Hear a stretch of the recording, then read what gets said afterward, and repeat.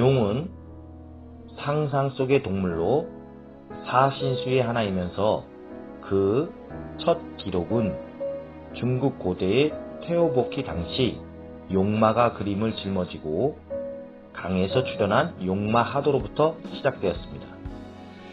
태오보키는 목덕의 왕으로서 벼슬 이름에 잠룡사, 비룡사, 거룡사의 관직명을 두었다고 18사락은 서술하고 있습니다. 용은 동양의 수많은 역사서에 등장하는데 왜 이렇게 용과 관련된 문화가 무수히 전승되고 나타났던 것일까요? 이 용이 인간 인식의 지평속을 폭넓게 차지하며 우리의 정신세계를 지배하고 회자되는 이유는 무엇일까요? 이것은 이 용과 인류의 연관성에 대해 생각해 봄으로써 그 답을 구할 수 있을 것입니다. 인류가 수렵채집 시대를 거치고 농업혁명을 맞이하게 되면서 인간에게는 커다란 변혁의 바람이 불었는데 대표적인 것이 정착을 통한 인구의 증가, 협동과 협업을 통한 생산성의 증가, 시장경제 형태의 도시의 형성, 전제군주의 출현 등이 그것입니다. 뿐만 아니라 농업에 관련된 지리적 요건인 기후, 자연적 현상은 인간의 의식까지 변화시킴으로써 인지혁명을 가속화시켰고 자연의 구조물이 사유와 결합되면서 인류는 언어와 문자, 도구의 이용을 통해 기술의 진보와 문화의 혁명을 이룰 수 있었습니다. 인류의 문명을 보면 황하 문명을 비롯하여 이집트 문명, 메소포타미아 문명, 인더스 문명 모두가 어업과 농업이 발달하기 쉬운 큰 강을 끼고 있으며 기후때가 온화하고 비옥한 토지를 이용할 수 있는 점이 공통적입니다. 강 하류 지역은 강 상류로부터 떠내려와 쌓인 퇴적물로 넓은 땅과 기름진 토지를 이루었고 많은 인구를 수용하고 농작물을 경작할 수 있게 되었습니다. 그러나 홍수의 범람으로 인한 피해와 가뭄의 해결은 당시로서는 커다란 난제였습니다. 난제를 해결하기 위해 펼친 치수사업은 곧 자연재해의 극복이자 풍부한 먹거리와 생명의 안정성을 담보할 수 있게 해 주었습니다. 이 같은 일련의 과정에서 인류는 지혜를 집약시키고 정량화함으로써 역법, 기하학, 측량술, 천문지리, 십진법, 육십진법, 배와 술의 도구를 만들어 변화되는 기후를 예측하고 활용하며 자연을 통제할 수 있었습니다. 시대가 영웅을 만들듯이 물을 다스린 자는 곧 강력한 제왕이 될 수 있었습니다. 이에 대한 일례가 요임금 당시에 시작된 9년의 홍수와 7년의 가뭄인데 이것은 순임금을 거쳐 하나라를 건국한 우임금에 이르러 성공신화를 만들어냅니다. 순임금 시대의 하오는 13년 동안이나 집을 떠나 있으면서 구주의 물길을 열고 측량기술을 이용해 제방을 쌓아 수해를 예방할 수 있었습니다. 치수사업 과정에서 축적된 지혜와 노하우는 낙서를 운영하여 천하를 통치하고 홍범 구주를 만들어 제왕의 통치 이념으로 삼았습니다. 한 번은 도산에서 제후들과 화합한 일이 있었는데 이때 옥백을 가지고 와서 알련을 청한 제후가 10,000명에 이르렀다 하니 가히 제왕의 업적과 권위를 엿볼 수 있는 대목이라 하겠습니다. 고대 왕조에서 보듯이 농경 문화는 인류의 근본 밑자리에서 법을 만들고 인문을 극대화했습니다. 물을 제어하고 통제하는 자를 용으로까지 승화시킴으로써 신비감을 조장하였고 용은 곧 통치자요 신이 대리자로서 재정일치 사회를 가져올 수 있었습니다.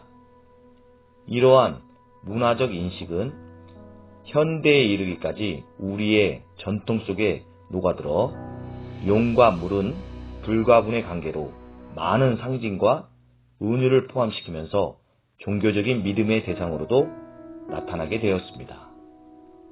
첫째, 용은 물과 관련하여 바다의 수신으로 구름을 일으키고 비를 내리게 하는 풍운조화를 임의로 하며 안개 속에서 구름을 뚫고 하늘로 승천하는 모습으로 비칩니다.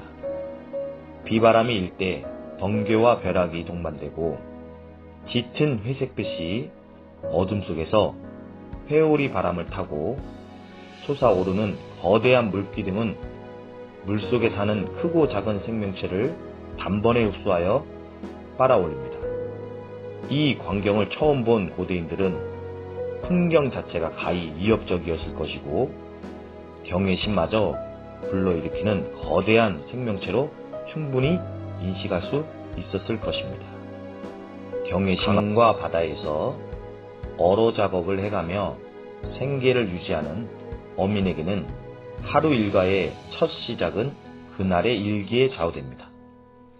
어민들에게 용은 숭배의 대상으로 풍어와 배의 안전을 기원하는 용왕제, 풍어제, 별신굿, 기우제와 같은 형태로 용식계 비는 의식을 거행하기로 했습니다. 인간뿐 아니라 동물, 초목에 이르기까지 물은 곧 생명 그 자체입니다.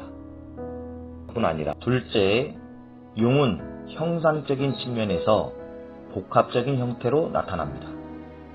머리는 낙타, 뿔은 사슴, 눈은 토끼, 귀는 소, 몸통은 뱀, 배는 조개, 비늘은 잉어, 발톱은 매, 주먹은 호랑이와 닮아있고 소리는 구리 쟁반을 올리는 소리와 같고 입 뒤에는 긴 수염, 턱 밑엔 구실이 있고 턱 밑으로 거꾸로 된 비늘이 있다고 묘사됩니다.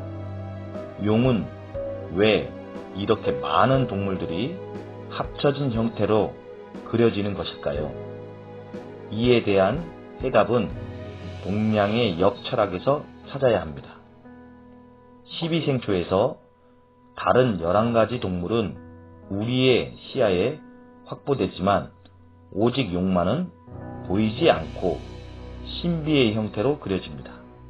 음양오행 10간 12지지에서 용은 진으로 표기되고 진을 벼락진으로 보아 벼락처럼 빠르게 진동해서 옛 몸체를 벗어나는 것이라고 오행대인은 기록하고 있습니다.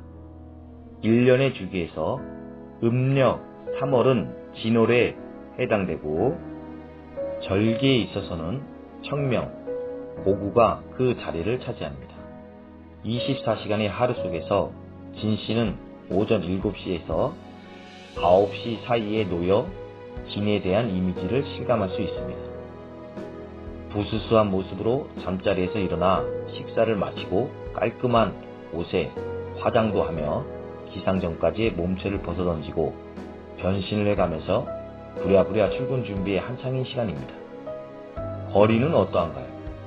조용하고 한산했던 거리 풍경은 승용차, 버스, 지하철 속 사람들로 북적이고 만원을 이룹니다.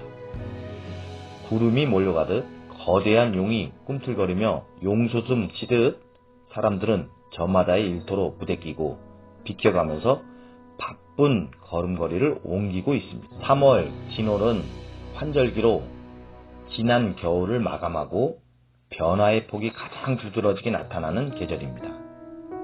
자월에 시작된 일양의 기운은 축월, 인월, 묘월, 진월에 이르러 오양의 기운으로 제왕의 이치에 오릅니다. 태양은 춘분점을 지나면서 낮의 길이가 길어지고 따스하고 온화한 양기는 지표면을 벗어나 서서히 확산하며 하늘로 상승하기 시작합니다. 이러한 현상을 옛 고인들은 천문인 28숙에 빗대어 동방의 칠수인 청룡이 춘분이면 연못에서 일어나 하늘로 올랐다가 추분이면 깊은 연못 속으로 숨는다고 말한 것입니다. 연못